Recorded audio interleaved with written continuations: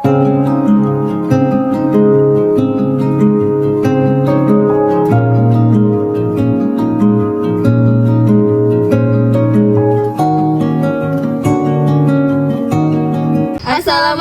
warahmatullahi wabarakatuh. Halo semuanya, selamat datang di video kami.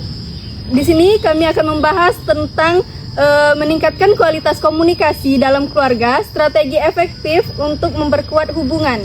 Sebelumnya, perkenalkan, nama saya Kirani Gusti Nurielansa dengan NIM A1E1240008 dan anggota kelompok saya Nabila Fajrianti dengan NIM A1E12463. Nama saya Raisa Deska Putri dengan NIM A1E124104. Saya Siti Munawara dengan NIM A1E1240119. Komunikasi sebagai suatu proses pertukaran ide, pesan dan kontak, serta interaksi sosial termasuk aktivitas pokok dalam kehidupan manusia. Melalui komunikasi, manusia bisa mengenal satu sama lain, menjalin hubungan, membina kerjasama, saling mempengaruhi, bertukar ide dan pendapat, serta mengembangkan suatu masyarakat dan budaya. Bisa dikatakan bahwa komunikasi memiliki peran penting dalam kehidupan manusia, dan manusia yang tidak berkomunikasi akan sulit berkembang dan bertahan.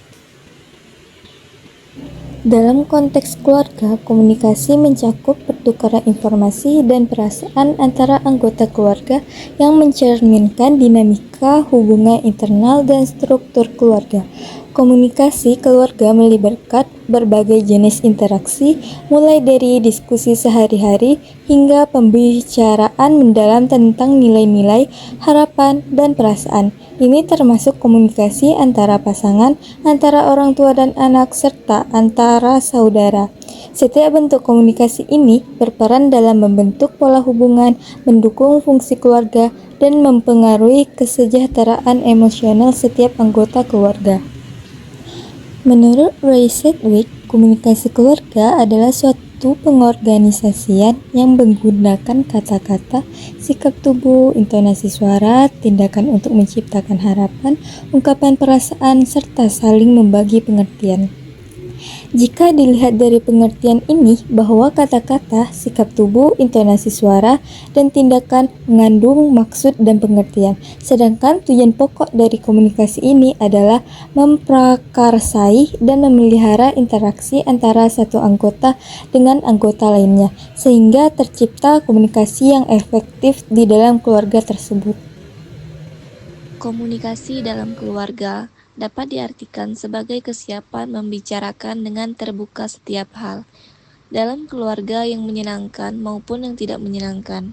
Juga siap menyelesaikan masalah-masalah dalam keluarga dengan pembicaraan yang dijalani dalam kesabaran dan kejujuran serta keterbukaan.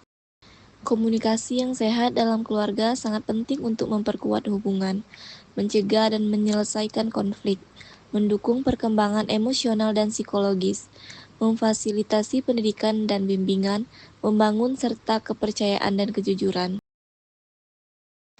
Komunikasi efektif merupakan hal penting dan kompleks bagi semua pihak, begitu pula dalam hubungan orang tua dengan anak. Penting bagi orang tua untuk menciptakan komunikasi terbuka dan efektif dengan anak-anak demi terciptanya keluarga yang baik.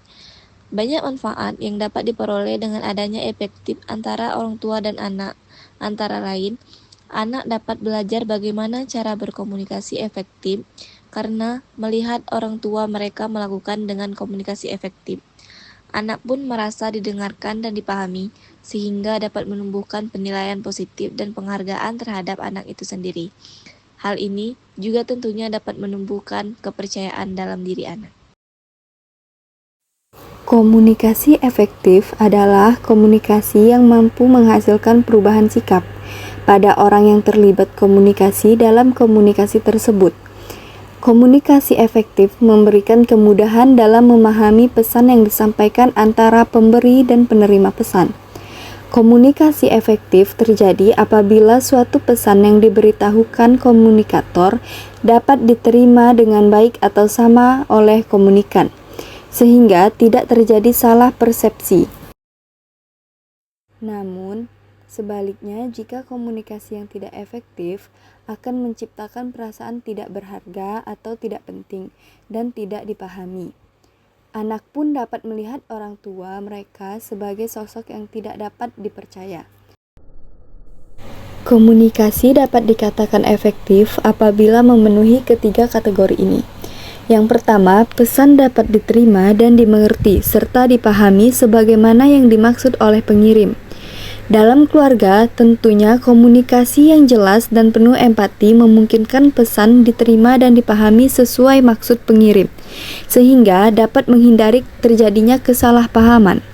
Yang kedua, pesan yang disampaikan oleh pengirim pendapat disetujui oleh penerima dan ditindaklanjuti dengan perbuatan yang diminati oleh pengirim. Pesan yang diterima dengan baik akan mendorong respons positif berupa tindakan nyata yang diharapkan pengirim, mencerminkan kerjasama dan saling menghargai dalam keluarga.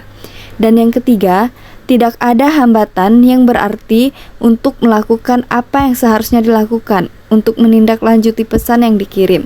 Contohnya, komitmen untuk saling terbuka dan mendengarkan membantu mengatasi hambatan komunikasi, menjadikan keluarga lebih harmonis dan solid dalam menghadapi tantangan.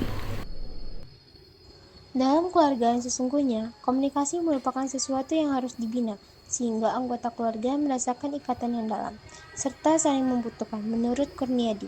Secara sadar maupun tidak sadar, dalam sebuah keluarga selalu terjadi proses pembentukan karakter yang kelak menjadi bekal kehidupan bagi anak dalam proses bersosial, menurut Handayani 2016. Dengan kata lain, komunikasi merupakan salah satu cara yang paling tepat dalam membentuk karakter anak dalam keluarga. Dan yang keempat, ada menerapkan pola pengasuhan positif. Mengadopsi pola pengasuhan yang positif seperti memberi dukungan emosional dan menetapkan batasan yang jelas membantu membentuk anak yang mandiri dan bertanggung jawab. Dan yang terakhir ada mengatasi konflik dengan strategi adaptif. Mengembangkan keterampilan komunikasi yang efektif dan empati dapat membantu keluarga mengatasi konflik secara konstruktif dan menjaga keharmonisan. Berikut ada beberapa strategi efektif untuk memperkuat hubungan keluarga. Yang pertama ada membangun komunikasi yang efektif dan terbuka. Di dalam ini, komunikasi yang terbuka dan empatik antara anggota keluarga penting untuk menciptakan pemahaman bersama, menghindari konflik, dan memperkuat ikatan emosional. Yang kedua, ada menanamkan nilai religius dalam keluarga. Menerapkan nilai-nilai keagamaan dalam kehidupan keluarga dapat memperkuat moralitas dan kebersamaan, serta mengurangi risiko konflik dan perpecahan. Yang ketiga, ada melibatkan semua anggota keluarga dalam aktivitas bersama. Contohnya seperti melibatkan seluruh anggota keluarga dalam kegiatan bersama seperti makan malam atau rekreasi dapat meningkatkan rasa kebersamaan dan memperkuat hubungan antar anggota keluarga. Ingat, tidak ada keluarga yang sempurna, tetapi dengan upaya sederhana seperti mendengarkan sepenuh hati, saling menghargai, dan hadir sepenuhnya, kita bisa membangun hubungan yang lebih kuat dari hari ke hari. Satu kata yang diucapkan dalam keluarga itu bukan hanya sekedar suara, tetapi itu adalah jembatan untuk menghubungkan hati.